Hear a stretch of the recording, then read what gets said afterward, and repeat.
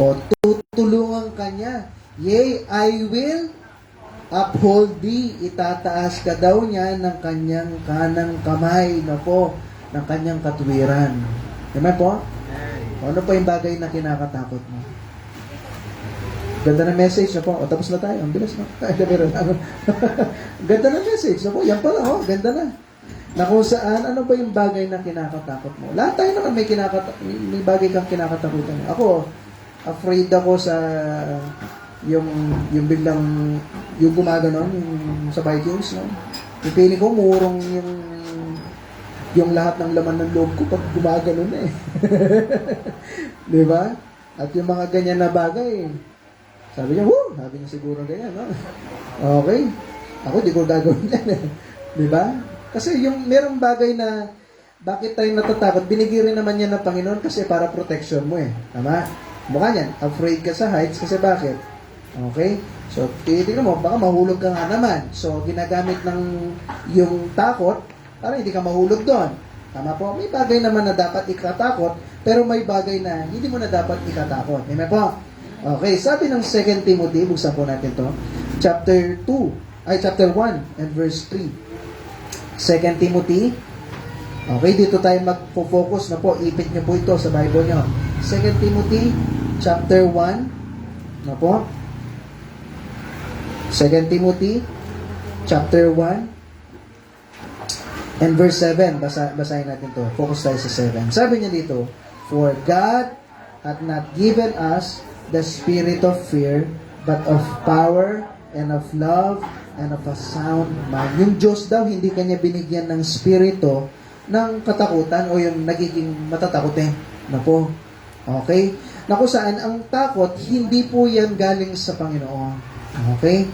Kung babasahin niyo yung Bible, 62 times na po sinabi ng Bible, fear not. Huwag kang matakot. At bawat nagpapakita yung Diyos sa tao, no? Nung kamukha kay Mary, nagpakita siya, sabi niya, huwag kang matakot. Bawat nagpapakita yung Panginoon sa tao, nasabi niya, huwag kang matakot. Okay? At sa bawat isa po dito, no? Tinuturo natin sa loob ng church, maglingkod tayo, magkaroon tayong katapangan, huwag kang matakot, pero pagka uwi mo sa bahay, meron pa rin maliit na buto ng yung natatakot po tayo. Okay? Na kung saan, itong takot po na ito, kung hindi tayo magiging maingat, na po, gagamitin yan ng dyablo. Okay? Na matatakot ka sa isang sitwasyon. Sabi ng Luke chapter 21, ipitin po natin yan, no po. Basahin natin tong Luke chapter 21 and verse 9. Sabi niya po dito, "But when ye shall hear of wars," Luke 21 verse 9, "and rumors of wars and commotion, be not terrified, for these things must first come to pass, but the end is not by and by." Ano pinapakita dito? Di ba? Minsan may mga gera, may mga nangyayaring sitwasyon ng buhay. Sabi ng Panginoon, be not terrified. Huwag kang matakot. No? At kung mga titignan natin, di ba? Yan minsan yung ginagamit ng gobyerno at ng tao para makontrol po at maging advantage po sa kanila. Naalala niyo po yun, no? Na kung saan nung panahon ng pandemic, meron tayong isang bagay na hindi natin nakikita na kinakatakutan ng tao, di ba? Ano kasi yun? Yung COVID, di ba? Tama? Na kung saan yung tao, yung si Satanas na po, gagamitin niya yung takot sa tao, no?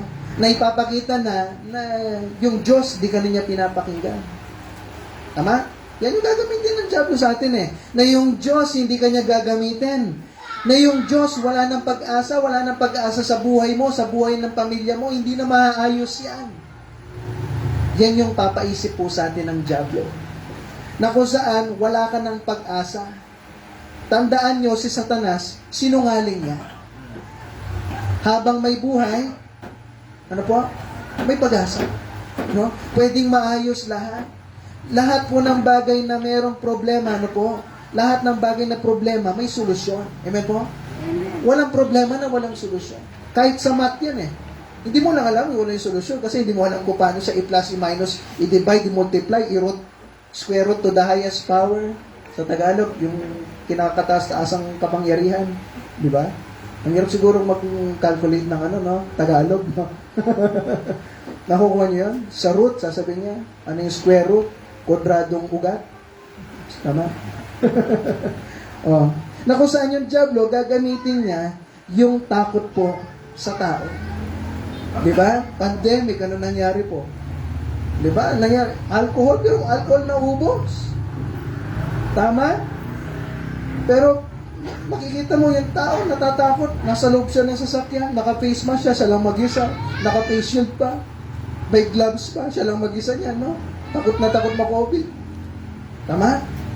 Na kung saan, makikita mo, minsan, may nakita ko, nagmumotor, ang bilis niya, zoom! Tumatakbo na 100, walang helmet, pero naka-face mask. Okay lang na mabasag yung ulo niya, basta hindi siya ma-COVID. Nakukuha niyo po yun?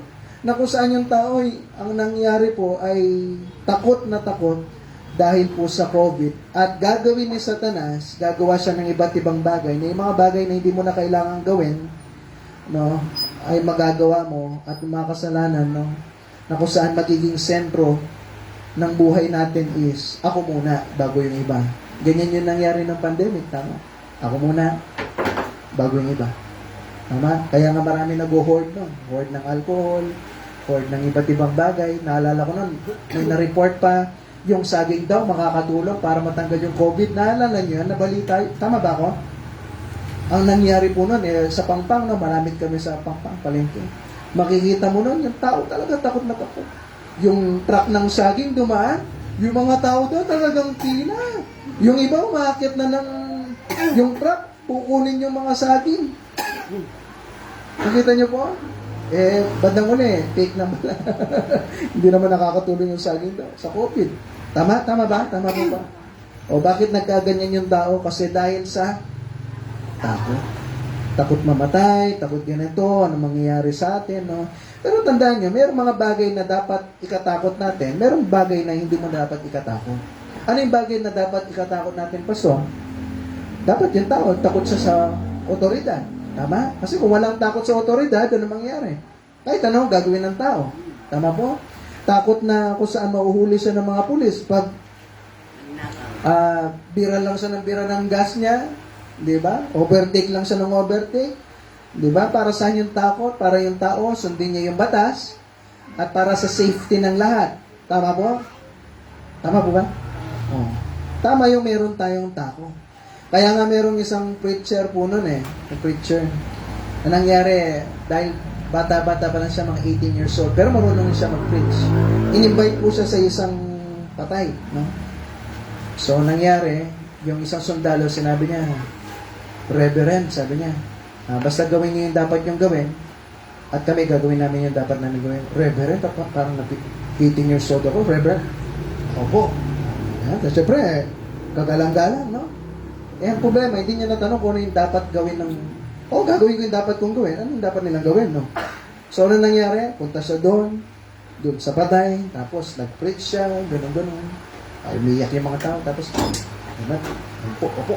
Siyempre, medyo reverend nga naman yung tawag sa kanya. Mamaya, boom! Yung mga sundalo pala, magbabaril. Pagkabaril na sabi niya, nagulat siya, tama!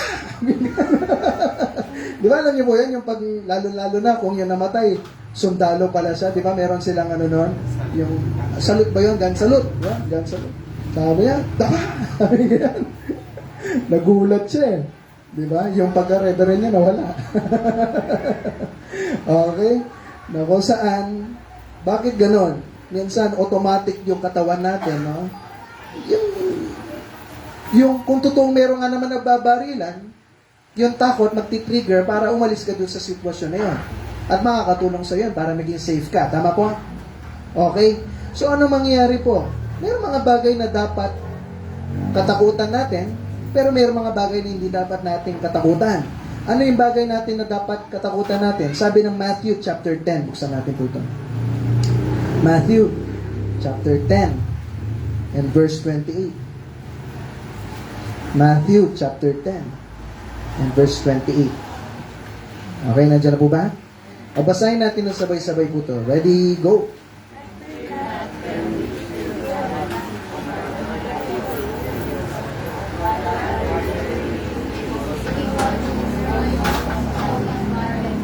Sabi niya, huwag ka daw matakot dun sa tao na pwedeng pumatay sa'yo. Kaya niyang patayin yung isang bagay, no, o isang nilalang na pwede kanyang patayin sa katawan mo. Pero matakot ka kung sino yung kaya kanyang patayin, no, o kaya niyang patayin yung kaluluwa mo at kaya kanyang dalhin sa impyerno. Okay niyo po? Ngayon, ang tanong, yung bawat isa dito, kumusta ka? Natatakot ka ba sa impyerno? Dapat matakot ka. No? Naku sa, mayroong mga nagsasabi, Pastor, tinatakot mo yung mga tao patungkol sa impyerno para tumanggap sila kay Kristo. Okay lang yun. Kung ito yung magiging dahilan para tanggapin mo si Kristo at makapunta ka ng langit, araw-araw tatakutin kita. Amen po? Kumusta ka? Langit ka na po ba? No? Kung hindi ka pa langit, matakot ka, may impyerno pong pupuntahan ka. At habang buhay ka doon, forever and ever and ever na nasa impyerno ka. At yun yung ayaw po natin mangyari sa inyo pong lahat. Amen po?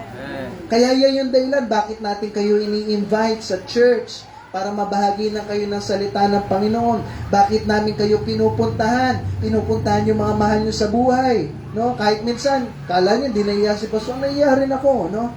Pero alam mo yun, nilulunok ko lahat ng hiya na yun, yung takot dito sa puso ko, para lang mabahaginan ko yung mga mahal nyo sa buhay. Kasi bakit? Katotohanan na merong langit, merong impyerno, at ayaw natin mapunta yung mga mahal nyo sa buhay doon. Amen po? So, matakot ka na kung saan kung wala kang Kristo sa puso, may impyerno ka. At ayaw po natin na mapunta ka sa impyerno. No? Yung mga tao na kung saan walang Kristo sa puso, matakot ka kasi merong Diyos na kaya kang dalhin sa impyerno.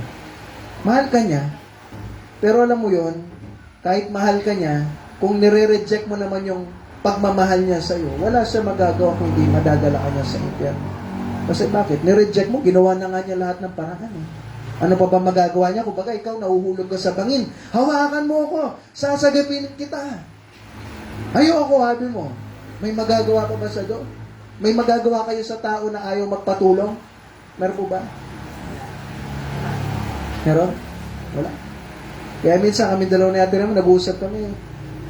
Sinabihan na, ginatugan niya na, ang dami ng mga pinagsasabi para maiayos niyo yung mga buhay niyo. Pero kung dumating sa punto na wala, hindi niyo po kami pinapakinggan, may magagawa po ba kami? Wala. Sabi ko, hayaan mo siya. Hayaan mo na siya mismo ma-realize niya. Amen po? Kasi bakit? Ano magagawa po namin? Mag-remind lang po na mag-remind sa inyong lahat. Nagawin natin yung tama. Maglingkod tayo sa Diyos. Paulit-ulit. Gusto niyo ma-bless? Paglingkuran natin yung Diyos. Ibigay mo lahat sa Panginoon. Seek ye first the kingdom of God. Diba? Napag-aralan natin last week yun? At yung mga bagay na inaalala mo, wina-worry mo, nako, yan yung bagay na kung saan pro-provide ng Panginoon. O, ano pang alalahanin mo? Basta unahin mo siya. Pinoproblema nyo sa business nyo, sa mga financial po ninyo, mga bagay na problema sa pansarili nyo, unahin nyo yung Panginoon at yung Panginoon, siya yung magbibigay ng sagot po dyan. Sabi ng Proverbs chapter 1 and verse 7. Proverbs chapter 1 and verse 7. Proverbs chapter 1 and verse 7. Sabi niya, the fear of the Lord is the beginning of knowledge, but fools despise wisdom and instruction. Dapat rin daw magkaroon tayo ng takot. Tama yun sa gobyerno, pero dapat magkaroon rin tayo ng takot sa Diyos. Ano yung takot sa Diyos na ito? Na kung saan takot na merong paggalang. Takot na kung saan naniniwala ka na merong Diyos na nagbabantay sa'yo. Na po. At yun yung magiging dahilan para maiwasan natin yung kahit anong kasalanan. Amen po? Sabi ng Proverbs chapter 8 and verse 13. Sabi niya dito, Proverbs 8 verse 13. The fear of the Lord is to hate evil. Pag meron kang takot sa Diyos, sabi niya, aayawan mo yung kasamaan. Ano pa po? Pride and arrogancy and the evil way and the forward mouth do I hate. Na kung saan lahat ng kasalanan, aayawan mo, bakit meron kang takot sa Diyos? Meron bang isang magnanakaw, alam niya merong nakabantay sa kanya, magnanakaw pa ba yan? Meron po? Alam niya may CCTV, magnanakaw pa ba yan? Depende siguro kung alam niya hindi gumagana yung CCTV. Pero kung alam niya lahat gumagana at alam niya meron nagbabantay, magnanakaw pa ba yan? O ikaw, kung alam mo na yung Panginoon nandyan nakatingin sa'yo, gagawa ka pa ba ng kasalanan? Kung yung takot mo sa Diyos nandyan, naku, tutuloy mo pa ba yung kasalanan na yan? Hindi. Kaya nga sabi po kung sino daw yung merong takot sa Diyos na sobrang dami mong takot sa Diyos, mas mahal mo daw yung Diyos. Bakit? Kasi alam mo, lahat ng pagkilos mo, meron kang takot sa Diyos. Hindi yung takot na, iba yun na. Ibang takot po yun. Yung takot na kung saan meron kang paggalang, na alam mo sa sarili mo, nakatingin yung Diyos po sa'yo. So ano mangyayari? Mas lalo mong mamahalin yung Diyos. Kasi alam mo, sa bawat pagkilos mo, nandiyan yung Panginoon.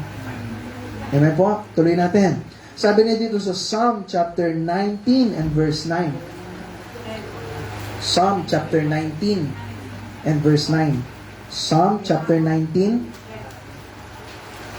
and verse 9. Psalm chapter 19 and verse 9. Nandiyan na po ba? Okay, pakibasa natin ng sabay-sabay. Ready? Go!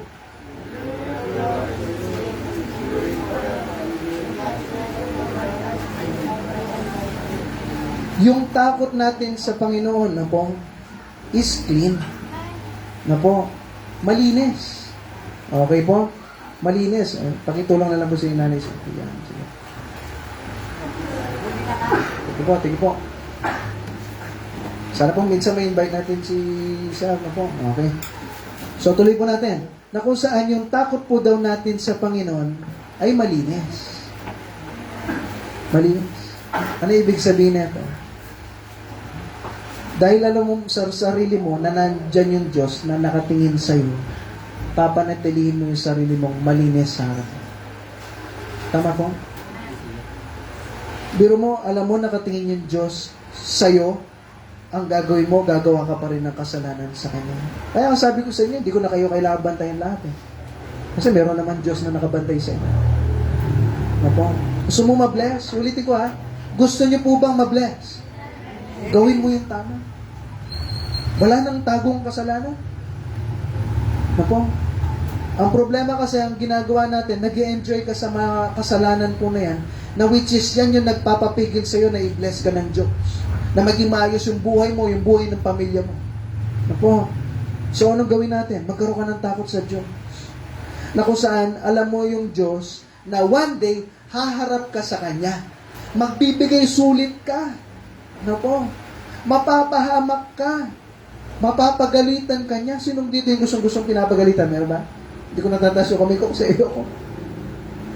Gusto niyo ba galit yung Diyos sa inyo? Uy, tama mo na. Hindi mo na kailangan kumpisan sa akin yung mga kasalanan niya. Hindi naman ako pare, no? At tao lang rin ako. Kahit pare pa yun, hindi mo kailangan kumpisan yung sarili mo sa Kanya. Tao lang rin yan. Hindi ka naman nagkasala sa Kanya Pwede ba yung kunwari, wala akong kasalanan kay Alex. Alex, sorry May kasalanan ako sa asawa ko. Sorry. Ano kinalaman niya doon? Meron po siya kinalaman doon? Wala. May kasalanan ako sa anak ko. Sorry Ano kinalaman niya doon? Wala. O ba't ka magkukumpisal sa tao? Sa Diyos ka, magkumpisa. Ayusin po natin lahat. Magkaroon tayo ng takot sa Panginoon. Okay? So tuloy po natin. Ngayon, ano yung sinasabi ni Apostol Pablo dito? Na spirit of fear, no? Sabi ng 2 Timothy. Okay, focus na tayo, no? Na-explain ko na yung about sa takot. Okay? Ngayon naman, ano yung sinasabi naman na bagay na kanina, tamang pagkatakot, magkaroon tayo ng takot sa Panginoon, no? At takot sa mga otoridad natin para gawin natin tama. O ngayon naman, ano naman yung bagay na huwag natin dapat katakutan? No po? Na kung saan itong spirit of fear na to sa 2 Timothy chapter 1 and verse 7, itong spirit of fear nito, ito yung takot na ibinibigay sa atin ng dyablo para hindi na tayo magtiwala sa Panginoon. Na po? Na kung saan, para hindi natin gawin yung mga bagay na para sa Panginoon. Number 1, sabi niya dito, what does unhealthy fear do? Ano ba yung nagagawa na kung saan yung hindi tamang pagkatakot, no? Ano yung nagagawa sa'yo? Letter A, it weakens your body. Magbibigay ng panghihina sa katawan mo. Meron pa kayong kakilala na yung sobrang nervyos eh. Meron mo kayo kakilala. At sa sobrang nervyos niya, lalong-lalo na pag he's speaking in public, yung kulang na lang masuka siya. Meron ba kayo, mo si ate na, meron. Yung takot na takot, yung meron siyang, alam mo yung nagtitrigger sa katawan niya, nanginginig siya, or parang nasusuka siya. Meron ba? Meron kayong kakilala ng gano'n? Meron? No? Meron, parang din niya din siya. Meron, sabi niya. Okay? Bakit? Kasi nagtitrigger yung fear o yung takot. Okay? So, isa sa nagiging dahilan, manghihina yung katawan nyo. Kaya nga sabi ng 1 Timothy chapter 5 and verse 23. Si Apostle Pablo, sinulatan niya si Timothy. Kasi bakit? Si Timothy bilang isang batang pastor, nagkaroon siya ng pagkatakot sa sarili niya. Kaya nga sabi ng 1 Timothy chapter 5 and verse 23, drink no longer water, but use a little wine for thy stomach's sake, and thine often infirmities. Na kung saan sinasabi ni Apostol Pablo kay Timothy, Timothy, huminto ka na uminom ng tubig at gumamit ka ng wine o yung grape juice, na kung saan ito yung nagiging dahilan. Kasi dahil sa sobrang takot ni Timothy, nagkaroon siya ng parang problema sa tiyan niya, na kung saan siguro parang nasusuka siya, o parang nagkakaroon siya ng appendicitis, o basta meron nangyayari sa katawan niya, dahil sa sobrang nervyos niya, baka nagkakaroon siya ng ulcer o kahit anuman na nagkakaproblema dito sa tiyan niya. Kasi bakit? Meron siyang napapangalaga ang takot na hindi niya makonquer po yun. Yan yung dahilan bakit si Apostol Pablo, sinabi niya, gumamit ka ng alak o grape juice, hindi alak na Red Horse na po. Kasi kung meron dito nininervyos at sumasakit yung tiyan mo, pwede mo magkaka-ulcer ka o naman, pag uminom ka ng alak at di ka pa uminom ng tubig, lalo kang magkakasakit. Tama? Tama po? Tama. Okay? So, itong sinasabi na wine po neto ay ibang wine, no? Kasi wala dito na gagaling ka sa sakit mo pag uminom ka lalo ng Red Horse o Tanduay o ano man yan, no po? So, tuloy po natin. Kaya nga sabi ng 1 Timothy chapter 4, balik pa tayong konti, and verse 8, 1 Timothy chapter 4 and verse 8, sabi niya dito, for bodily exercise profiteth little, but godliness is profitable unto all things, having the promise of the life that now is and that which is to come.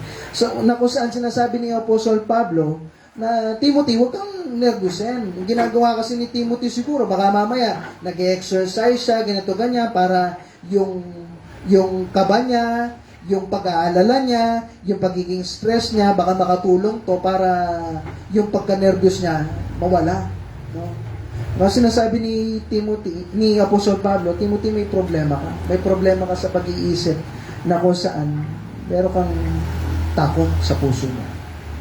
Kaya kung pag-aaralan nyo sa science o about sa yung mga sakit-sakit, yung mga doktor, nung minsan nag-meeting sila, ang nangyari, dun sa meeting nila, sinabi nila, 90% daw ng halos lahat ng sakit. 90% daw ng halos lahat ng sakit. Merong isa daw problema yon. Hindi daw yan nagsimula sa ubo at saka sa pananikip ng dibdib. Nagsimula yan sa sobrang pag-aalala. At sa sobrang takot.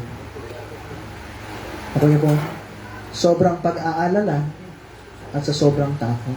Na yan yung nag-trigger, maraming bumubuta sa utak, di ba? Kaya minsan, yung stress daw, huwag ka masyado mag-stress kasi magiging sanhi rin daw yan na magkakasakit ka. Tama? Tama po? Oh. So, ano pinapakita po dito? Pag meron kang takot na hindi tama, maapektuhan yan yung health mo. Nakuha po? Ano pa? Letter B, it will cause you to be a failure in your responsibilities. Sabi ng 2 Timothy chapter 1 and verse 8. Nandiyan na po ba? 2 Timothy, konting busog po, chapter 1 and verse 8. Nandiyan na po ba? Okay, pakibasa natin lahat na po para medyo nantok yung iba na po, para papatagal na to. 2 Timothy chapter 1 and verse 8. Ready? Go! Be not thou therefore ashamed of the testimony of our Lord, nor of me his prisoner, that we are partaker of the afflictions of the gospel, for of the power of God. Yan. Ang nangyari, dahil sa takot po, si Timothy, okay, imbes na magawa niya yung dapat niyang gawin, yung responsibilidad niya, hindi niya nagagawa.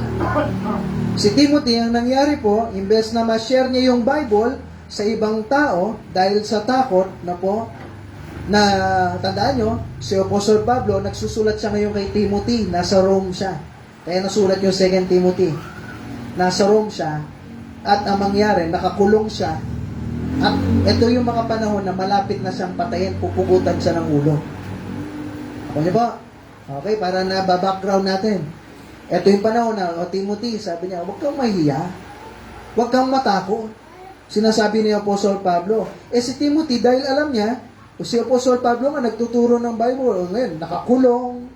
Tapos ngayon, pupugutan na ng ulo. No? Kaya nangyari, si Timothy bilang isang pastor, dito sa kung saan siya nagpapastor, ninenervyos siya ngayon. Baka ako, soon, ganito na rin yung mangyari sa akin.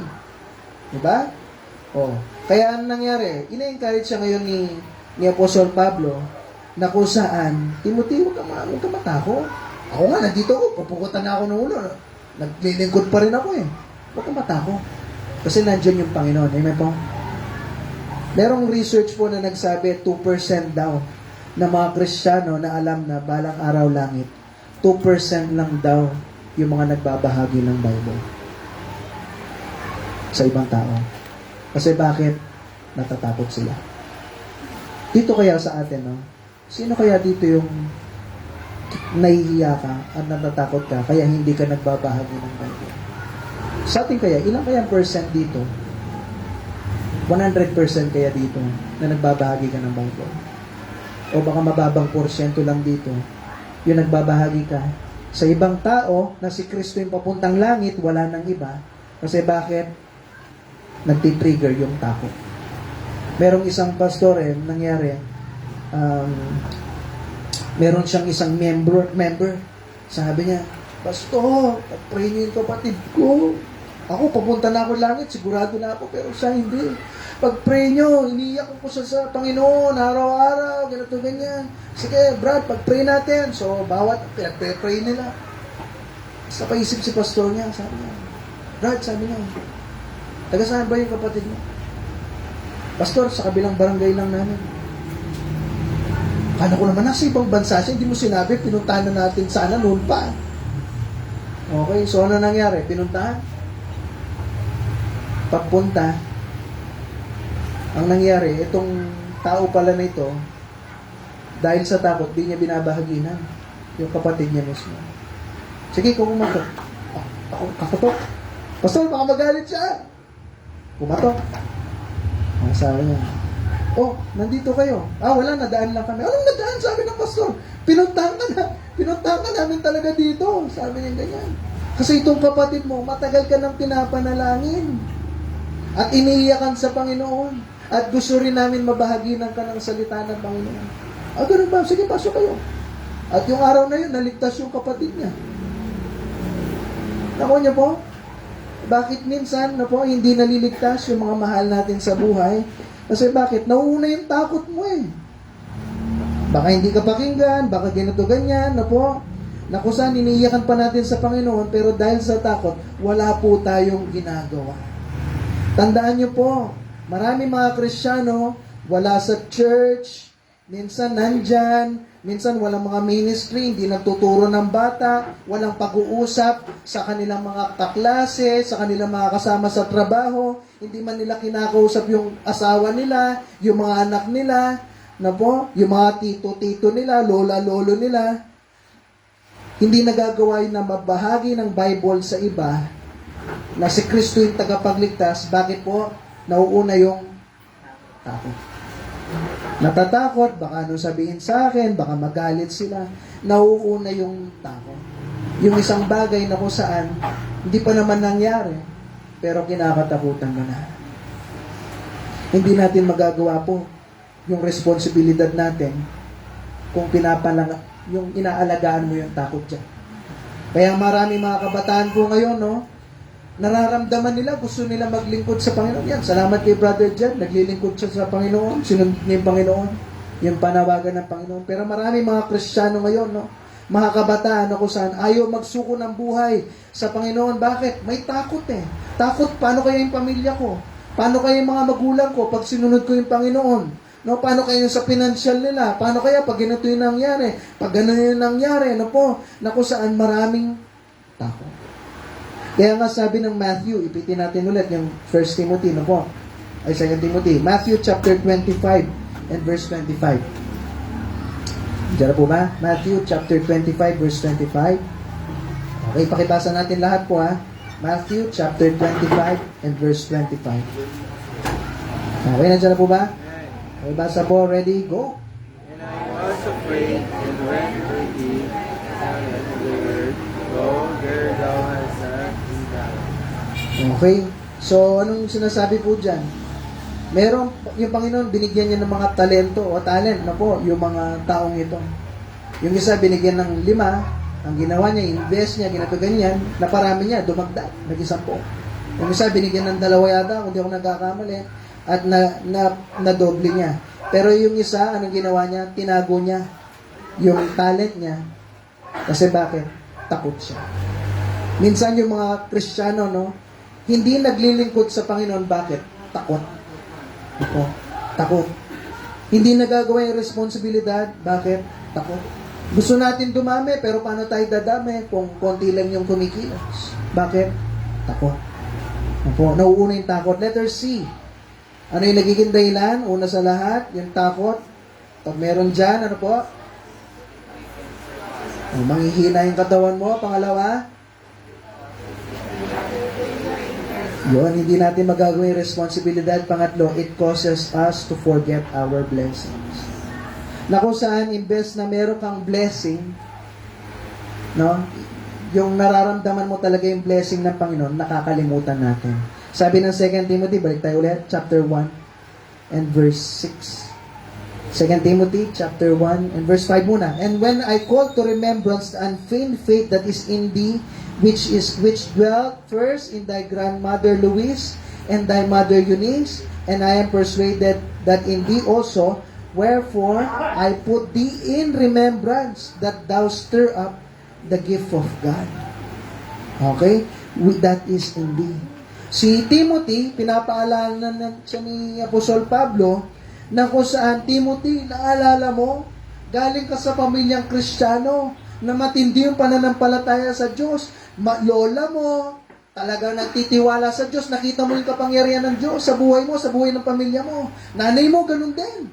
At alam ko, ikaw din. Naturo sa iyan na magkaroon ka ng matinding pananampalataya sa Panginoon. Pero dahil sa takot, nakakalimutan mo yung mga blessing ng Panginoon sa buhay mo. Tama po? Meron ka bang bagay na pinoproblema ngayon na minsan natatakot ka na ganito, ganyan yung pwede mangyari? Tama po? Bakit? Kasi nakalimutan mo yung Panginoon na noon tinulungan ka niya na may ayos yung problemang yon. Nakakalimutan natin yung ginawa ng Panginoon noon. Amen po? Nakalimutan mo eh. No? Ano sabi ni Apostol Pablo? Doon sa verse 6, sabi niya, alalahanin mo, Timothy. At sabi niya, stir up the gift. Parang sa juice, di ba? Nilagay mo yung juice, hinalo mo. Tapos minsan pagkatagalan na mangyari, yung lasa, ano mangyari po? Malala lang. Bababa. Di ba? O, anong gagawin mo? Para may lasa ulit. Painom mo doon sa iba muna yung taas para yung matamis sa'yo. Gano'n ba? Hindi. Haluin. I-stir mo. Tama po? Kumbaga sa apoy, humina yung apoy, di ba? Nagtitinda ka ng barbecue, anong gagawin mo? Papaypayan mo. Para ano po? Umapoy ulit. Tama po? Na kung saan alalahanin mo yung ginawa ng Panginoon sa'yo at sa akin. Na po? Tandaan niyo po, mabuti ba yung Diyos? Mabuti ba siya sa'yo? Parang di yata ako kumbinsido doon. Amen? Amen? Ulit, mabuti ba yung Panginoon sa'yo? So kung mabuti yung Panginoon sa'yo, na po, alalahanin mo yon, balikan mo yon. Amen po? Yung mga problema nun, nalutas, dahil pinag-pray mo, pinagtiwalaan mo yung Panginoon. So balikan mo yon, na po, na kaya kang tulungan ng Panginoon sa lahat ng bagay. Okay po? Kung yung Panginoon nga, balang araw, kaya kanyang dalhin sa langit. No? Kaya binago niya yung buhay mo noon. Naalala niyo noon? Nung tayo, bago ka pa naging Kristiyano, anong gawain mo noon? Magulo ba yung buhay noon? Magulo, no? Naalala ko noon, no? Nakashort lang tayo lahat. Di ba? Lalakad ka sa labas, wala kang t-shirt. Di ba? Mga babae, ganun rin, naka-short din. No? Yung buhay lang natin, yung parang ganun lang. Tama? Pero salamat sa Panginoon. Isa ka na ngayon sa magaganda at gwapong itsura na naglilingkod sa Diyos. Na ngayon, hawak mo yung Bible. No? Hindi ka nga nagbabasa ng Bible. Ngayon, hawak mo na. Na binago ka ng Panginoon. Na kung saan yung Diyos na nagbago ng buhay mo noon, no? Kaya niya pa rin baguhin yung buhay mo ngayon. Na kung saan noon, miserable tayo, pero ngayon ligtas na tayo at may kapayapaan na tayo. Amen po? Amen. So, kung yung Panginoon, kaya kanyang baguhin, kaya kanyang tulungan, ano pa yung bagay na kinakatakot? Number 2. Last na po ito. 2 points lang tayo. Ngayon, how can we conquer this fear? Paano natin mapagtagumpayan yung takot? Kasi di ba yung takot, ang minsan ang hirap tanggalin, di ba? Nagiging parte ng buhay natin. O paano natin matanggal yung takot na yan? Sabi niya po dito sa 2 Timothy chapter 1 and verse 7. Okay, sabi niya, for God had not given us the spirit of fear. Hindi kanya daw binigyan ng spirito ng natatakot, no? But of power. Tandaan mo, meron tayong power. Kanino power yan? God's power yan. Kapangyarihan yan ng Diyos. Sabi niya dito sa Acts chapter 1 and verse 8.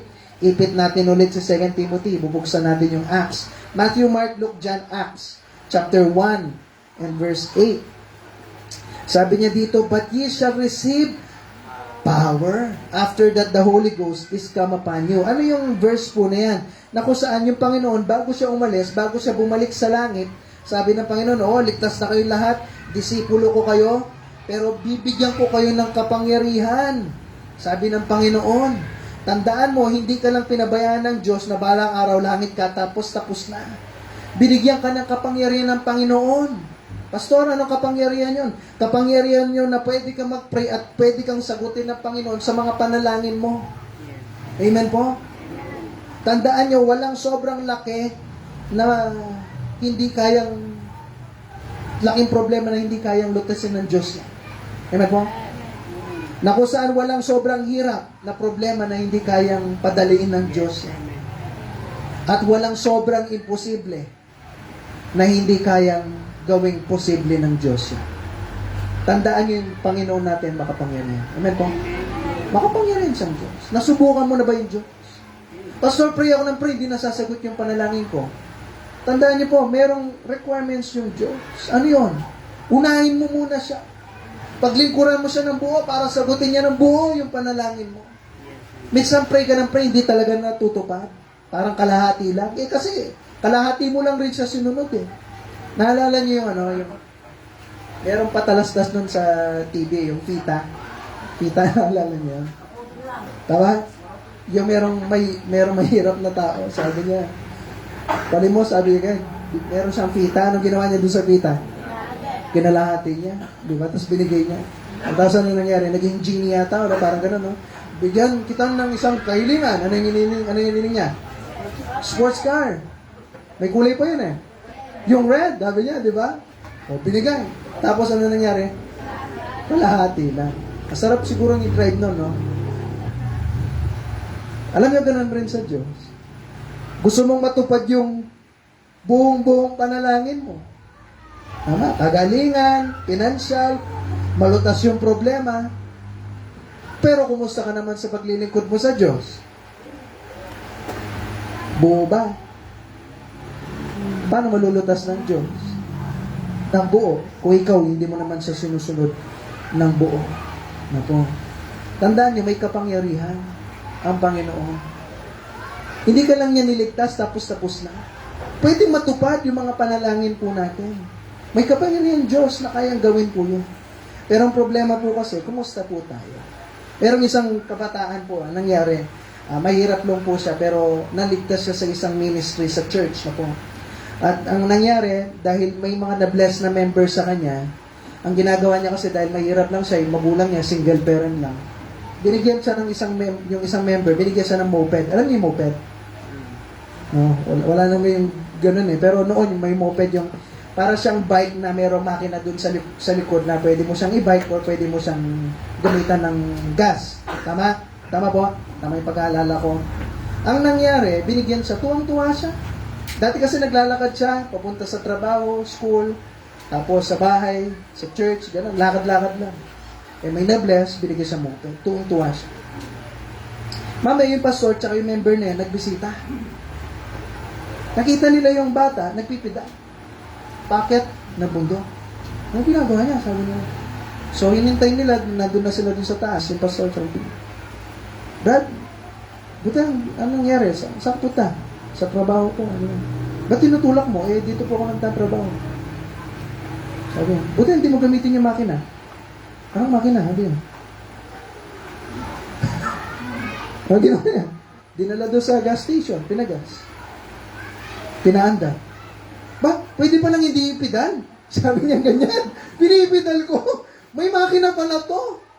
Ano nangyari? Kahit kailan, hindi na siya nagpidal. Bakit? May makina. May power pala. Gaganon mo lang, umaandar pala to. Hindi na ako nagpapagod. Alam niyo po ba, buhay Kristiyano, ganun din. Nagpapakapagod ka.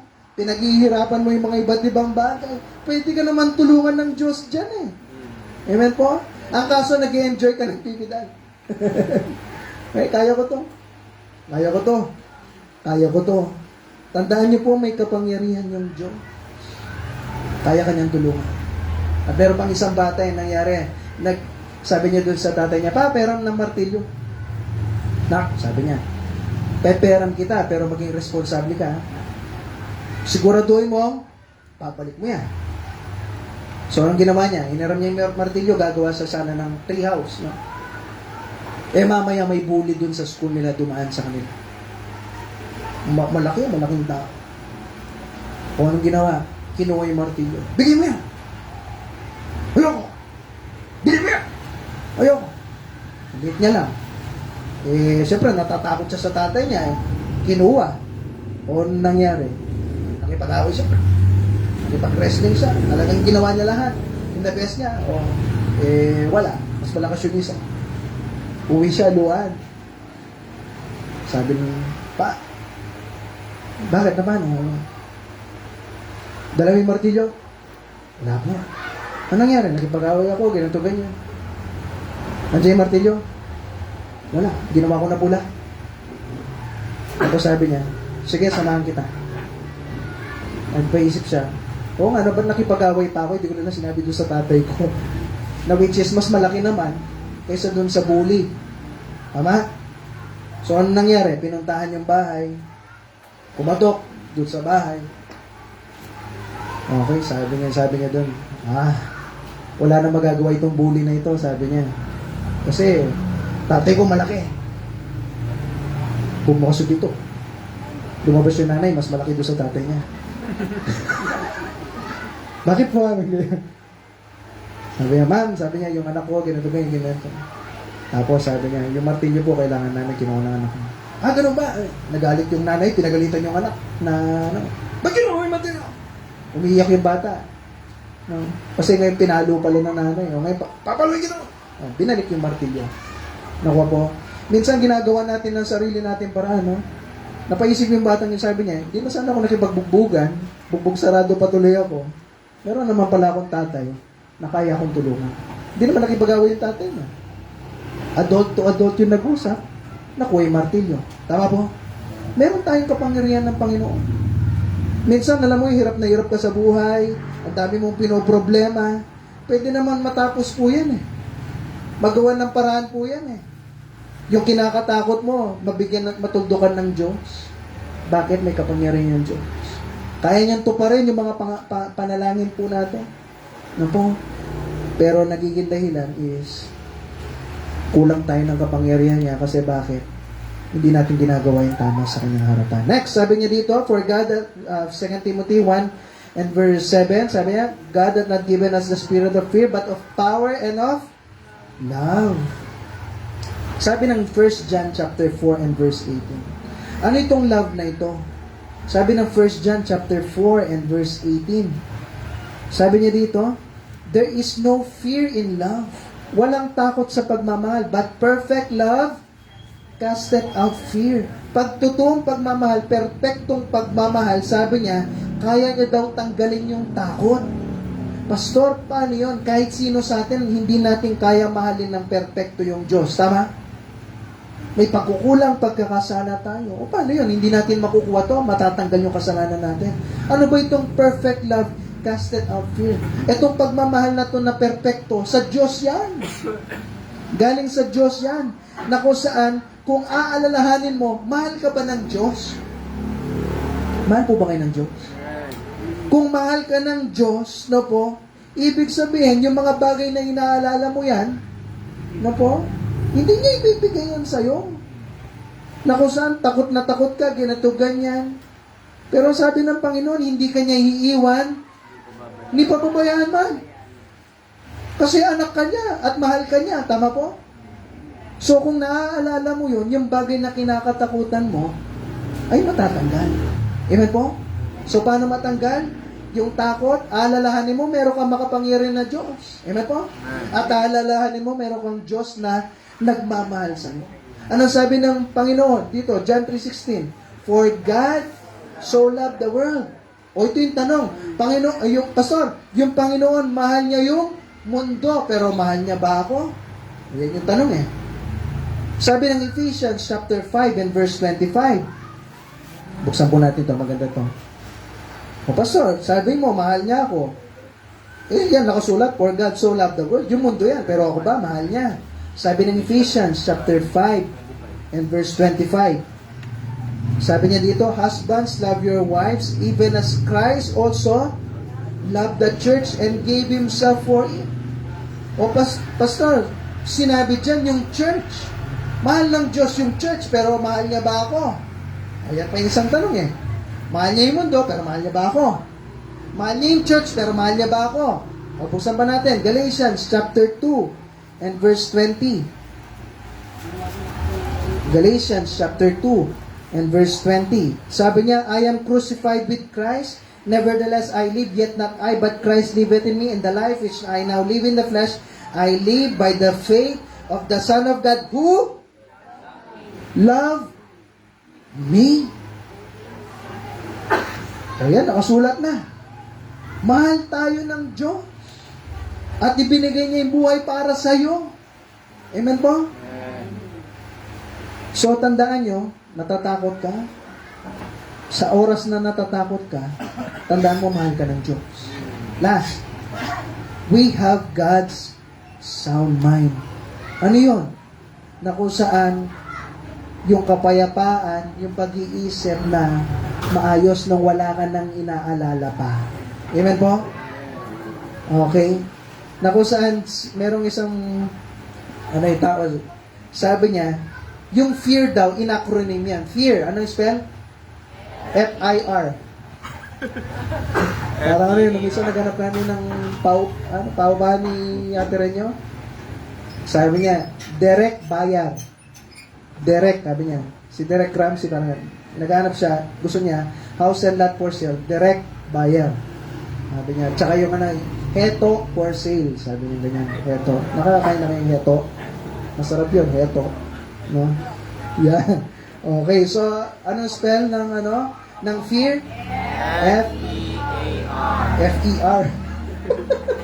F-E-A-R. Acronym niya ito, no? False evidence appearing real. False evidence appearing real. Na kung saan yung isang bagay na hindi naman totoo, pero akala mo totoo. Tama? Na minsan, takot na takot ka, biglang parang may gumaganon. Ikaw mag-isa, nasa sementeryo ka, biglang may gumaganon. Ay, ito na, may tumatayo na.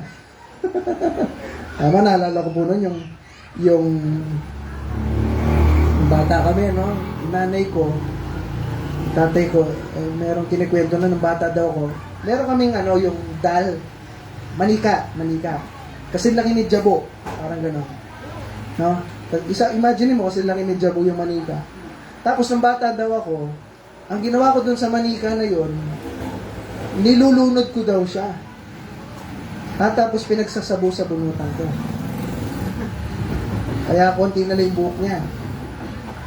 Ngayon, ang nangyari, merong isang kwarto, doon nila nilagay yun. Eh syempre, ako, bata ako, naalala ko sinabot sa bunutan ko, baka may galit sa akin yun. Tama? Kaya every time na yung kwartong yun nakabukas, alam mo yun yung gumagano na yung puso ko. Diba? Bata ako nun eh. Tapos ang nangyari, yung bahay namin kasi, parang may kwarto po siya doon. Hindi pa yung bagong bahay namin ngayon noon. Parang ano lang kami, isang floor lang. Yung kwarto namin dito banda. Tapos, kusina, yan, malaki. Yan, ganyan malaki kusina. Tapos, doon yung stove. Tapos, doon banda yung kwarto. At paggabi na, yung pinakaayaw ko, yung uutusan ka paggabi. Tama? Naalala niyo po yun, yung inuutusan kayo paggabi. Pwede namang utusan ng umaga, ba't gabi pa kasi? Tama? Ano mangyari? Uutusan ka paggabi. Tapos, anak, huwag mo nga ako ng, yung rep nandun banda. So, pupuntahan mo yun. Tapos, parang, syempre, dapat papakita mo, matapang ka eh. Matapang ka. Tapos, kukunin mo yun. At tapos, papatayin mo yung ilaw. Syempre, sayang kuryente, may ilaw doon. Eh, nandun yung switch. Nandito yung kwarto. Anong gagawin mo? Papatayin mo. At pagkapatay mo, yung alam mo yan, yung tadahanda ka talikod daw. Gano'n ka, di ba? Tama, naalala niyo po yan? Hindi lang naman ako, naniniwala ko eh. Iba sa atin, ganun din. Diba? Tapos habang tumatakbo kayo, para may humahabol sa'yo. Tama, na-try niyo yun? Oo, mo, amen. Di ba? Yung parang may humahabol sa'yo. Tapos yung dadagdag, gaganon ka, di ba? Oh. Kasi bakit? May takot eh. Naku saan, wala namang humahabol sa'yo. Tama po? Pero feeling mo, may humahabol sa'yo. Tandaan nyo, ganyan si Satanas. Na kung saan ipapaisip sa'yo yung isang bagay, na kung saan yung problemang yan, mas malaki pa yan. Na kung saan yung kinakatakutan mo yan, baka ganito, baka ganyan. Ang dami nating kinakatakutan. No po? Na kung saan, pag ganun yung pinapaisip sa'yo na napakalaki ng problema mo, paalala mo kay Satanas, mas malaki yung Diyos ko kaysa sa problema niya. Ano po? Mas malaki yung Diyos natin kaysa sa problema niya. So, anong dapat gawin? Tandaan mo, merong kapangyarihan yung Diyos sa'yo, may pagmamahal yung Diyos sa'yo, at kaya kanya bigyan ng kapayapaan. Ano po? Kasi Apostol Pablo, sinasabi niya, Timothy, ako nga nandito ako nakakulong. Pero hindi ko kinakaya yung Panginoon. Last verse, sabi niya dito sa 2 Timothy chapter 1. Sa verse 12, sabi niya, for which cause I suffer these things. Na kung saan dinasabi ni Apostol Pablo kay Timothy, bakit ikaw lang ba? Ikaw lang ba yung natatakot? Bakit sa tingin nyo si Apostol Pablo, perfecto siya? Na nung kinakayas na yung espada nung magpupugot ng ulo sa kanya, sa tingin nyo hindi siya ninenervyos? Ninenervyos siya. Sa tingin mo, na po, hindi ba naranasan ni Apostol Pablo na nagkaroon ng pagdududa, pag-aalala, takot sa puso niya? Nagkaroon rin, kaya nga sinabi niya dyan sa verse 12, for which cause I suffer these things. Kahit ako rin naman sabi niya, naalala ko rin yan, naiisip ko rin yan, minsan nag-aalala ako, minsan natatakot din ako. Pero nang sinabi niya, nevertheless, I am not ashamed, for I know who I am believed, and I am persuaded that He is able to keep that which I committed unto Him against that day. Sinasabi niya, Timothy, sabi niya, ako rin naman, naiisip ko rin naman yan Pero ito lagi mong tandaan, naniniwala ko at pinagmamalaki ko, hindi ko kinakaya, na yung Panginoon na pinagtitiwalaan ko, tutulungan niya ako sa lahat ng bagay. Oo, mamamatay ako ngayon, pupugutan nila ako ng ulo, pero okay lang. Pag namatay ako, pagkapugot ng ulo na ito, dadalhin ako ng Panginoon, tutulungan niya ako, hahawakan niya yung kamay ko, at doon kami, papunta kami sa langit. Amen po? O ano pa yung bagay na inaalala mo? Sabi niya kay Timothy. Ba't ka natatakot? Meron kang pagmamahal ng Diyos, may kapangyarihan ka ng Diyos, at meron kang kapayapaan ng Diyos. Amen po? Lagi tayo lahat, tapos sagutan. So habang nakapikit na mata, nakayuko yung ulo, salamat po sa inyo na nakapakinig. Salamat sa Panginoon. No? Pero kumusta tayo? Dalawa na po yan, ha? Last week, napag-aralan natin, huwag kang mag-alala. Ba't nag-aalala ka? Meron kang Diyos. O ngayon, huwag kang matakot. Marami ka bang bagay na kinakatakutan? Tandaan niyo po, nandiyan yung Diyos para tulungan ka niya. Kaya niya matuldukan yung mga problema po na yan. Pero alam niyo po, bakit hindi natutulungan? Nasa atin din po eh. Kumusta ka ba? Ang utos ng Diyos meron siyang uutos pero may pangako siya. Seek ye first the kingdom of God. Unahin mo yung Panginoon, yung mga bagay na para sa Panginoon. Sabi niya, and all these things shall be added unto you. Pag inuna mo yung Diyos sa buhay mo, pinaglingkuran mo siya ng buong buo. Yung mga panalangin mong yan, mga bagay na inaasam mo, kaya niyang tuparin yan ng buong buo rin mo. Ano ba yung pinapanalangin mo? Kalusugan man yan, kagalingan man yan, problema man yan, pinansyal man yan, sa trabaho mo man yan, sa school mo man yan po. Lahat ng bagay na yan, kaya yan, ibigay ng Panginoon ng buong buo. Kaya minsan yung sagot niya, konti-konti lang. Kasi bakit? Meron pa rin tayo mga kasalanan na tinatago sa buhay natin at yung paglilingkod natin sa Panginoon, hindi pa rin buong buo. Hindi na katulad ng dati na ang init-init mo sa Panginoon, Lord, para sa iyo to, para sa iyo to. Kaya yung noon, ramdam na ramdam mo yung Panginoon sa buhay mo. Pero ngayon, meron na nagbago ka. Tandaan niyo po, yung Diyos hindi nagbabago yan. Akala mo lang nagbago siya. Hindi. Ikaw yung nagbago, kaya hindi mo naranasan ngayon yung mga pagpapala ng Panginoon sa buhay mo. Na noon, nararamdaman mo, napakalapit po ng Panginoon. Noon, nararamdaman mo, pag may panalangin ka, natutupad ka agad. Kasi bakit? Mainit ka eh. Pero ngayon, hindi na. Kasi bakit? Naglamig ka. Hindi na natin sa ganong maramdaman sa puso natin, sa buhay natin. Kasi kasalanan rin po natin. Kaya ngayon, nag-aalala po tayo at marami po tayong mga bagay na kinakatakutan. Kasi bakit? Tayo mismo kasi lumayo sa Diyos. Tayo mismo yung gumawa ng paraan para yung mga bagay na panalangin natin, hindi niya talaga ipapakinggan. Sabi ng Bible, if I regard iniquity in mine heart, the Lord will not hear me. Kung mayroon kang mga kasalanan tinatago dyan, hindi ka papakinggan ng Diyos. Kaya ngayon, hindi mo na ganong na-enjoy yung pag-church. Kasi kasalanan rin po natin. So ngayon, anong dapat natin gawin? Binigay po sa inyo yung remedy o yung kasagutan. Paglingkuran natin ng buong buo yung Diyos. Unahin natin siya para lahat ng mga bagay na inaalala mo, siya yung gagawa ng paraan para masagot po yan. Bigay natin ang buong buo po sa Kanya. At gawin natin the best natin para sa Kanya. Para yung mga sagot niya na mga panalangin sa iyo, the best din. Pwede ba natin ngayon panalangin niya?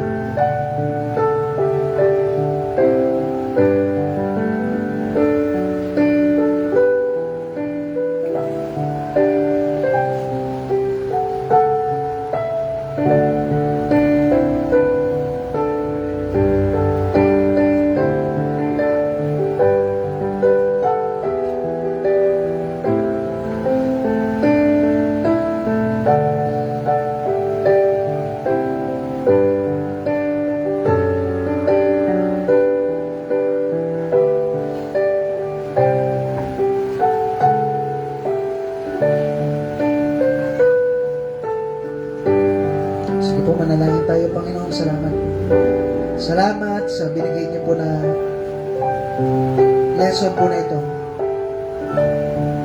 Mga bagay na kinakatakutan namin, Panginoon, tulungan niyo po na sandalan namin yung mga pangako niyo na kung saan meron kayong kapangyarihan, meron kayong pagmamahal, at meron niyo po kayo na kapayapaan sa aming pong pag-iisip na pwedeng ibigay sa amin.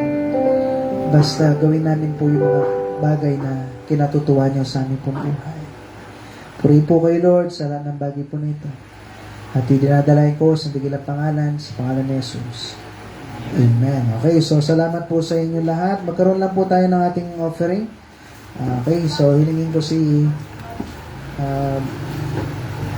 Kuya